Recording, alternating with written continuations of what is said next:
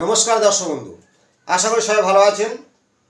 Astrology आज एक विषय आपनार सामने तुले धरबो। एक जातिकार जन्मकुंडली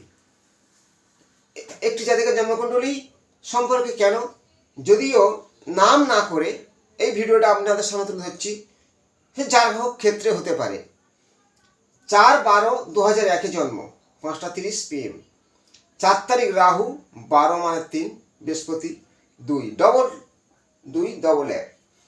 এই যে তারিখে জন্ম, এই সালে, এই সাল তারিখ অনুযায়ী কর্কট রাশি ও বৃষ লগ্ন। এবার অনেকের এই কুণ্ডলী বিচার করা হয় কি করে বিয়ে হয়, প্রেম করে বিয়ে হয়। ডিভোর্স কেন হয় সেই সম্পর্কে তত্ত্ব। প্রেম করে বিয়ে হলো, ডিভোর্স হতে পারে, এখনো হয়নি, মানে 5 বছরের সন্তান ধুয়ে চলে যাওয়া একজন অন্য ব্যক্তির সাথে, অতএব তার থেকে বয়স ছোট তার সাথে পালায়। এবার স্বামী সন্তান ছেড়ে চলে গেল, কেন গেল? জ্যোতিষশাস্ত্র কি বলতেছে এই কুণ্ডলীটা দেখুন। তার কিছু সম্পর্কে তত্ত্ব, সম্পূর্ণ তত্ত্ব তুলে ধরবো না। নক্ষত্রের কানেকশন যদি একটা ছোট ভিডিওর মধ্যে জানানো সম্ভব নয়, কিছুটা তার ফর্মুলা, যেমন অনেক ভিডিওর মাধ্যমে জানিয়েছি লগ্নের সপ্তমে রবি অমিল যোগ করায়। যার ক্ষেত্রে থাকো অনেকে মঙ্গলের দোষ নিয়ে ভয় পায়, মঙ্গল দোষে দেহভঙ্গ, কর্ম ক্ষমতা নষ্ট হয়ে যায়, কিন্তু রবি কতটা দেখুন। সপ্তমে রবি, লগ্নের সপ্তমে একাধিক মানে কুণ্ডলিতে দেখেছি যে ডিভোর্স, অশান্তি, একাধিক ডবল বি এই ধরনের হয়েই, মানে রবিটা এতটাই সপ্তম ঘরে সমস্যা দিয়ে থাকে। এখানে লগ্ন বিশ্ব লগ্ন, লগ্নে শনি বসে আছে, যদিও বিশ্ব লগ্নের ক্ষেত্রে শনি এখন বিশ্ব রাশির ঘরে ভালো। তাহলে লগ্ন যদি বিশ্ব হয়, দ্বিতীয় ঘরটা মিথুন রাশির ঘর, সেখানে দেখো রাহু বসে আছে। রাহু কিন্তু এখানটায় ওর জন্মকুণ্ডলী অনুযায়ী বর্গী। এবারে বৃহস্পতির সাথে রাহু যুক্ত হলে বৃহস্পতি ও রাহু গুরুচণ্ডাল, এই যে গুরুচণ্ডাল দোষটা গুরুজনদের কথা নেবে না, একগুঁয়ে জেদি রাগী রাহু। লগ্নের তৃতীয় চন্দ্র, 3 নম্বর ঘরকে আবার পরাক্রম বলি, আত্মীয় স্বজন, চন্দ্র মন মানসিকতা। এখানে যদিও কর্কট রাশি ঘরে চন্দ্র বসা, নিজে রাশি হলো কর্কট। কর্কট রাশি মানে চঞ্চলতা, ভাবক, চিন্তা, ভুল ডিরেকশন ঘটবেই। তাহলে 3, 4, 5, 6, 7 সপ্তম ঘরে দেখো বৃশ্চিকের ঘর, সেখানে লগ্নের সপ্তমে আছে শুক্র, বুধ, রবি।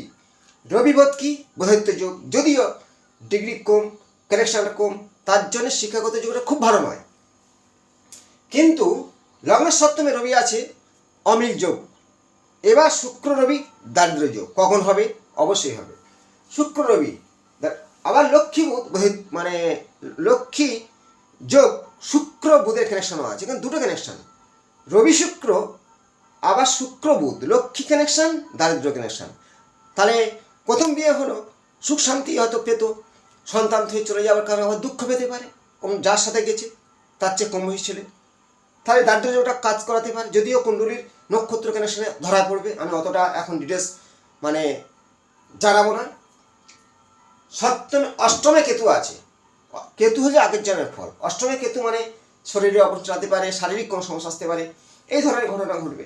না হন দশমে মঙ্গল, যদি তার নিজস্ব কর্ম, যে কোনো কর্মে যুক্ত হতে পারে নিজের, কিন্তু কি কর্মে যুক্ত হতে পারে? বিষয় লগ্নের ক্ষেত্রে কোনো সাজের বিজনেস, সাজ, এই সব ধরনের কিছু করতে পারে। এবার আমি কিছু তথ্য জানাবো। লগ্নপতিকে শুক্র সপ্তমে আছে, লগ্নের প্রতি শুক্র সপ্তমে আছে, লগ্ন থেকে 1, 2, 3, 4, 5 পঞ্চমপতি বুধ সপ্তমে আছে। তাহলে পঞ্চমপতি কি, পঞ্চম ঘর থেকে কি বিচার করা হয়? প্রেম। তাহলে পঞ্চমপতি যখন সপ্তমে বসছে লগ্নপতির সাথে প্রেম করে বিয়ে, প্রেম করে কেন বিয়ে হলো? লগ্নের পঞ্চমপতি বুধ, সেই বুধ সপ্তমে, আবার লগ্নপতি শুক্র সপ্তমে, শুক্র বুধ, এখানে প্রেম করে বিয়ে। তাহলে অমিল কেন হলো?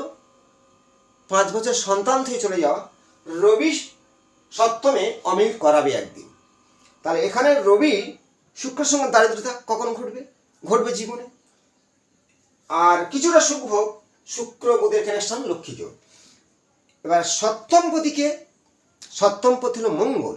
মঙ্গল লগ্নের 10ম ঘরে বসে আছে, সে নিজের চেষ্টায় কর্মের দ্বারাই জীবনযাপন করতে পারবে। যদি তার সাহসটা বেশি হয়, মঙ্গল তো, আর মঙ্গল হলো সপ্তমপতি, সে তার কর্মের দ্বারায় অর্থ ইনকাম করে নিজেকে চালাতে পারবে। কিন্তু সমস্যা আছে এখানে, দেখতে হবে দৃষ্টির কিছু সমস্যা আছে। দৃষ্টি যেমন এই চার্ট অনুযায়ী মানে শনি চন্দ্রের নক্ষত্র যুক্ত, এখানে একটা ছন্ন ছড়া মানে 20, শনি চন্দ্রের নক্ষত্রে আছে মানে চন্দ্র শনি নক্ষত্র কানেকশন, এখানে একটা 20 যোগ সৃষ্টি করছে। এই যে গুরুচণ্ডাল দোষ, জীবনে একবার বৃহস্পতির সাথে রাহু থাকলে বলেছি, চন্দ্রের সাথে রাহু থাকলে এই ধরনের মারাত্মক কলঙ্কিত বদনাম আসে। রবির সাথে রাহু আমি অনেক ভিডিও মত জানিয়েছি। তাহলে এই জাতিকার ক্ষেত্রে ভুল ডিরেকশন, ভুল পদ্ধতি নামার কারণে জীবনে কিন্তু সমস্যা আসতে পারে বাধ্য।